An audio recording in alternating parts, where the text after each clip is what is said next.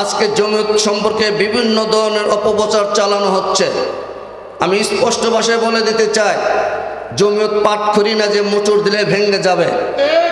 জমিয়তের প্রতীক যেমন খেজুর গাছ মাটির গভীরে পতিত হয়, তার শিকড় দ্বারা মজবুতভাবে দাঁড়িয়ে থাকে, ঝড় তুফান আসলে যে উপড়ে ফেলতে পারে না, জমিয়তকে উপড়ে ফেলতে পারবে না কেউ।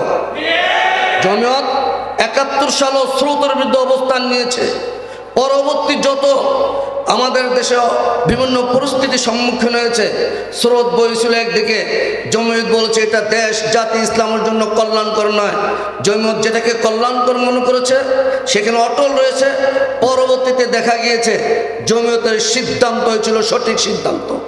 সংগ্রামী সাথী ভাইয়েরা, আপনারা জানেন জমিয়ত উলামা ইসলাম তার প্রতিষ্ঠা লগ্ন থেকে নিয়ে যুগের বিভিন্ন সময়ে বিভিন্ন প্রেক্ষাপটে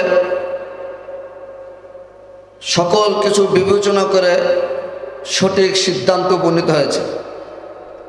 জমিয়ত উলামা ইসলাম এমন একটি রাজনৈতিক ধর্মীয় সংগঠন, যে সংগঠন স্রোতের তালে ভাসতে চায় না। জমিয়ত চায় স্রোতের মোড় ঘুরিয়ে দিতে। এটা জমিয়তের ইতিহাস, জমিয়তের ঐতিহ্য।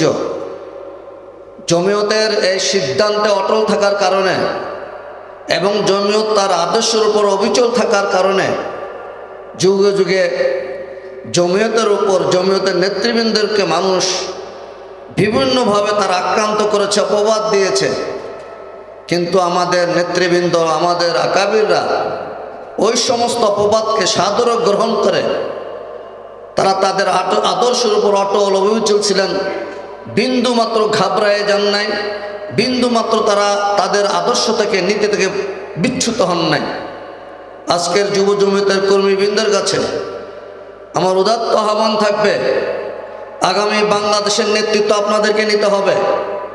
এই বাংলাদেশকে নিয়ে আপনাদের ভাবতে হবে।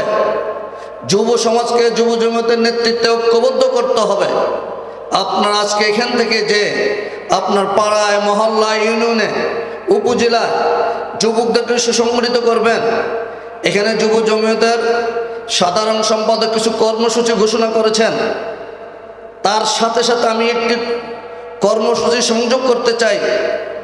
এই যুব সমাজকে অধঃপতনের হাত থেকে রক্ষা করতে হলে, যুব সমাজকে মাদকের হাত থেকে রক্ষা করতে হলে, যুব সমাজকে ইসলামের পথে আনতে হলে, যুব সমাজকে দ্বীনের পথে আনতে হলে সেইভাবে কার্যকরী কিছু পদক্ষেপ নিতে হবে। তার মাঝে একটা হলো এলাকায় যে একটা পাঠাগার করবেন, যুবকদের সমন্বয়ে একটা ইসলামিক পাঠাগার করবেন। সেখানে বিভিন্ন বিষয়ের উপর বই থাকবে, তারা এখানে বসে লেখাপড়া করবে এবং যুবকদেরকে নিয়ে পাঠচক্রের আয়োজন করবেন, যাতে যুবকরা সঠিক স্বচ্ছ ইসলাম সম্পর্কে জানতে পারে, আমাদের নবীর আদর্শ সম্পর্কে তারা জানতে পারে, সাহাবায়ে কেরামের আদালত সম্পর্কে তারা জানতে পারে, ওলামায়ে কেরামের যে ত্যাগ কুরবানি ইসলামের জন্য, দ্বীনের জন্য, দেশের জন্য তারা জানতে পারে। এজন্য পাঠাগার প্রতিষ্ঠা করবেন এবং যুবকদের নিয়ে পাঠচক্রের আয়োজন করবেন। আপনারা রাজি আছেন তো সবাই? এরপরে একটা কর্মসূচি দিতে যাচ্ছি। আপনাদের প্রতি পাড়ায়, মহল্লায়, ইউনিয়নে, উপজেলা, জেলায় সর্বত্র যেখানে পাবেন যুব জমিয়ত উলামা ইসলাম বাংলাদেশের ফেস্টুন প্রচারপত্র লাগিয়ে দিবেন। এবং আপনাদের এলাকায় খেজুর গাছের প্রার্থী থাকুক আর না থাকুক, সব জায়গায় খেজুর গাছের প্রচার করতে হবে। জমিয়ত উলামা ইসলাম খেজুর গাছ প্রতীক কেন নিয়েছেন, যুব জমিয়তের সভাপতি তার বক্তব্যের মাঝে বলেছেন। আমি এই কথা স্পষ্ট ভাষা বলে দিতে চাই।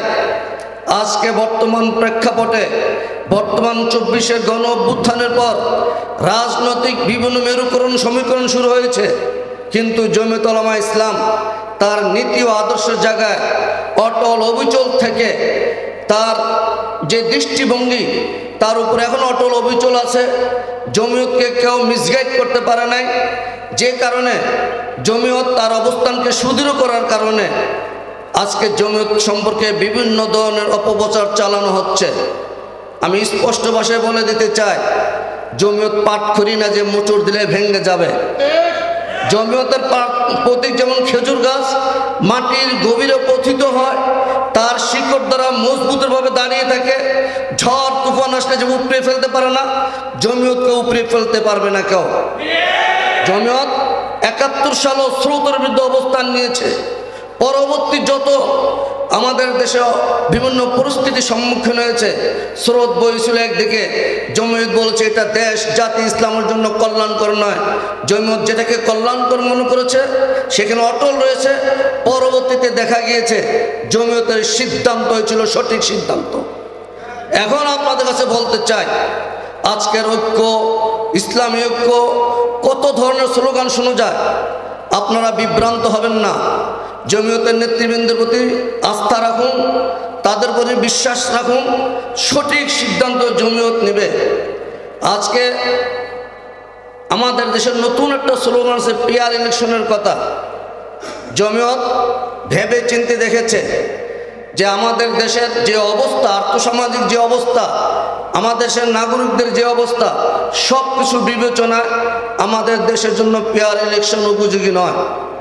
আমরা প্রচলিত যে পদ্ধতিতে ভোট দিয়ে আসছি, প্রয়োজনে সেখানে কিছু গুরুত্বপূর্ণ সংস্কার এনে এই পদ্ধতিতেই নির্বাচন অনুষ্ঠান করা আমাদের জন্য উত্তম, ভালো।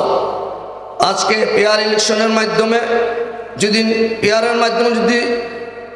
ইলেকশন হয়, নির্বাচন এই পদ্ধতিতে, তবে দেখা যাবে বেশ কিছু সমস্যার সৃষ্টি হবে। এমন কিছু সমস্যার সৃষ্টি হবে যেগুলো পরে সামাল দেওয়া বাংলাদেশের পক্ষে সম্ভব হয়ে উঠবে না। এজন্য যুব জমিয়তের কর্মীবৃন্দের কাছে সবিনম্র অনুরোধ থাকবে, কোনো কথায় কান দিবেন না, কোনো অপপ্রচারে কান দিবেন না। নেতৃবৃন্দের প্রতি আস্থা রাখুন, বিশ্বাস রাখুন। ইনশাআল্লাহ জমিয়ত অতীত ভুল সিদ্ধান্ত নেয়, এখনও নেবে না, ভবিষ্যতেও নেবে না।